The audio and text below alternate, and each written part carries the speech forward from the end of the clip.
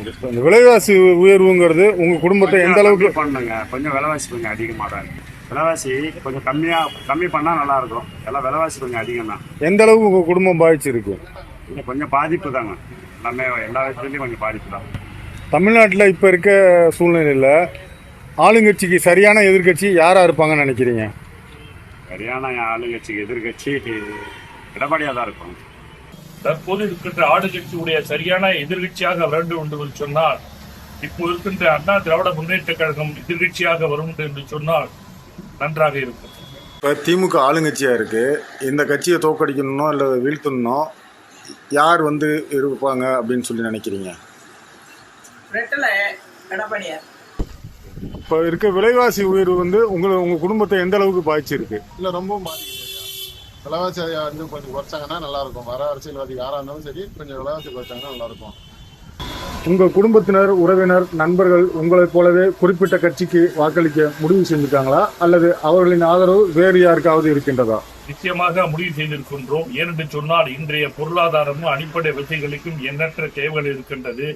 வேலைவாய்ப்பாக இருக்கட்டும், அனைத்திலுமே யார் செய்வார்கள் என்று எங்களுக்கு நன்றாக தெரியும். ஆகினாலே எங்களுடைய திட்டங்களை தொலைநோக்கு திட்டங்களாக செய்து கொடுக்கின்றவர்களுக்கு வாக்களிப்பதாக நாங்கள் ஒன்று கூடி முடிவெடுத்திருக்கிறோம். எங்க ஃபேமிலியில பாத்தீங்கன்னா நாங்க டிசைட் பண்ணி வச்சிட்டோம். நாங்கெல்லாம் ஒரு குறிப்பிட்ட முடிவு எடுத்து வச்சிருக்கோம் எல்லாருமே. இந்த தேர்தலில் யார் வெற்றி பெறுவார்னு நினைக்கிறீங்க? இந்த தேர்தல்ல யாரு வெற்றி பெறுவா தெரியல. ஆனா இந்த தேர்தல் ரொம்ப கடுமையா இருக்கு. எதிர்பார்த்து கொண்டு இருக்கோம்.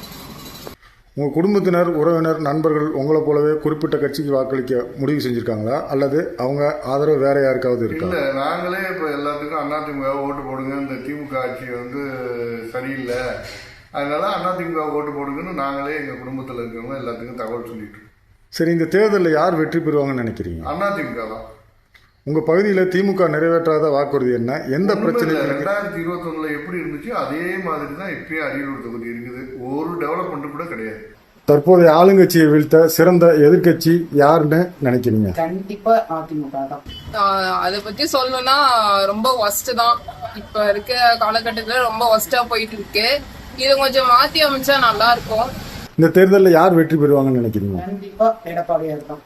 அவருக்கு பிடிச்சது சாதாரண முறையில் எளிமையா இருக்காரு. மக்களை எப்ப கூப்பிட்டாலும் சந்திக்கிறாரு. ஏதாவது ஒரு விபத்துனா ஆளா நிக்கிறாரு. உள்ள 41 பேர் இருந்தாங்க. ஆளா அவர் நிக்கிறாரு. ரவா போய் நிக்கிறாரு. வேற எந்த சிஎம்மும் போகல, எந்த ஆளும் பார்க்கல. எல்லா அமைச்சரும் அங்கதான் இருந்தாங்க.